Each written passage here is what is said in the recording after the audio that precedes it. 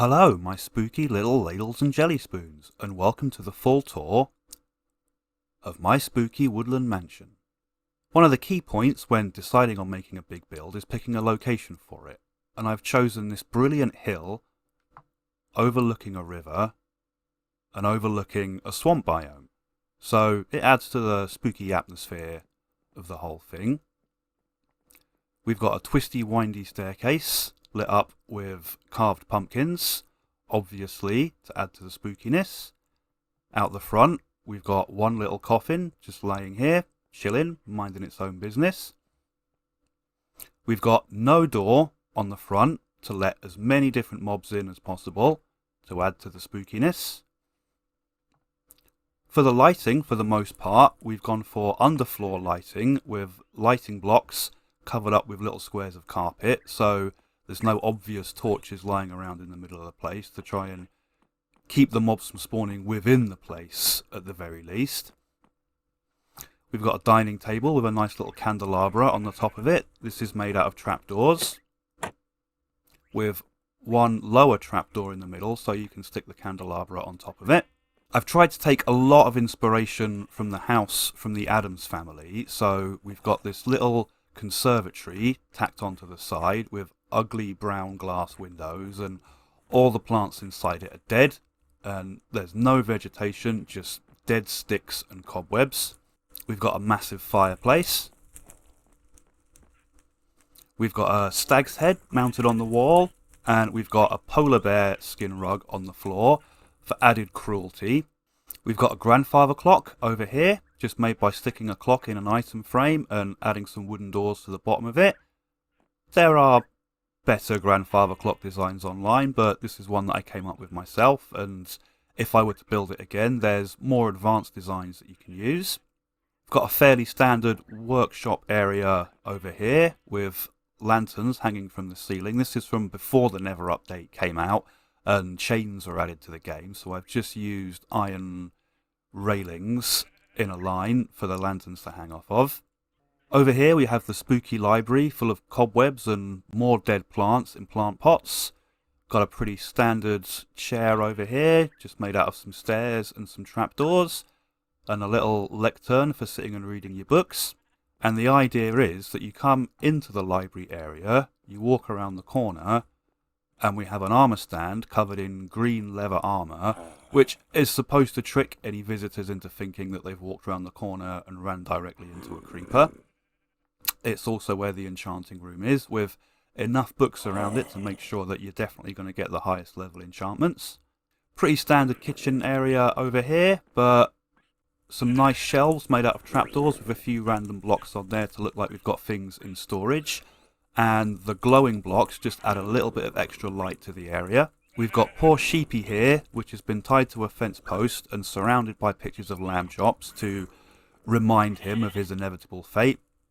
Yeah, poor little guy. Sorry about that. We've also got a grand sweeping staircase that takes up a lot of space in the room, which takes you round to the master bedroom.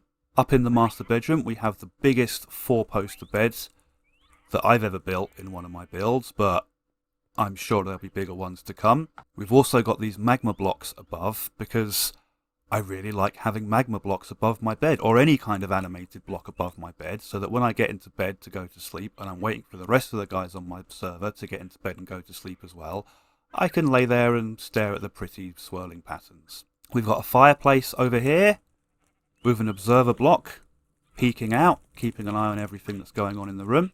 We have a mini aviary over here made out of more ugly iron fences, and the birds just ain't happy. They just sit here in the corner. I guess that fits into the theme of misery, I guess. We've got a spooky tower here, and if you follow the spiral staircase up to the top, you've got a nice view of the surrounding area. But as you can see, the tower's started to crumble away, and now it's just being held up by these flimsy scaffolding blocks. I really enjoy doing ruined buildings in Minecraft. They're always a lot more effort than just building a nice, simple, completed building. And I kind of like how the amount of effort you have to put into them, if you do it well enough, no one will ever know how much time it took to get it to look so ruined. In fact, it'll look worse than something that you worked a lot less hard on. And of course the ceiling's all smashed to bits from a previous fire that happened many years ago. We have this simple open coffin design here, which is just a bunch of trapdoors, a few slabs and a lectern, which I think actually makes a fairly convincing looking coffin. But most importantly, down in the basement, we have the dungeon. And what is a spooky mansion without a good dungeon? I actually built the whole thing in survival mode, and when I was digging this cave out down here, obviously we had a bit of a problem with mobs still spawning down here before I got all the torches and lighting in, but I was able to capture a couple of the mobs that spawned in here and incorporate them into the build in these little cages. So we have a few guests staying in the cells in our dungeon. We've got this strange torture device, I guess, of a bed that pushes you into a circular saw and has left this pool of blood on the floor here, which runs down into a drain over here, and some kind of weird table with chains hanging above it and torture implements lying around with more blood all over the place. It's pretty dark. It's pretty spooky. This ravine was already down here when I found it, so I've incorporated that into the build. It's always good to incorporate any natural features that you find into the build rather than just trying to steamroller over them. And around here we've got the secret side entrance, which leads to the outside. You see what I mean? Just wandering like they own the place. Keeps you on your toes, adds a little bit of danger to things. And we've got a bunch of parrots that somehow seem to keep escaping from the aviary and have gone on to populate the area. But that's it. That's my spooky mansion. It's not my best build by a long way, but hopefully I gave you a couple of good ideas and a bit of inspiration for things to use in your builds. Thank you so much for watching my video all the way to the end. I know everybody says that, but I actually mean it. Thanks, buddy. This video is part of a series of base tours all tied together with a video about things to do in Minecraft when you're bored. I had links to the rest of the videos somewhere, but I can't remember where oh no, there they are right there. You're looking at it. This is a brand new channel just starting out. At the time of recording we only have 20 subscribers, and I love every single one of them in a purely platonic fashion. So if you like my stuff and you want some of that love too, then you already know where to find the subscribe button and maybe a little like while you're at it.